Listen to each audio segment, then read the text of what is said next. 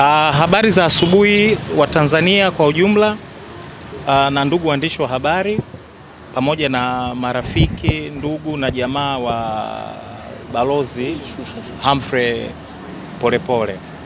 Kama ambavyo Tanzania na dunia kwa ujumla mpaka leo inafahamu, Balozi Humphrey Polepole alitoweka katika mazingira ambayo hakuna namna ya kuyaita isipokuwa mazingira ya kutatanisha tarehe 6 mwezi huu Oktoba mwaka 2025, maeneo ya Ununio, wilaya ya Kinondoni, mkoa wa Dar es Salaam.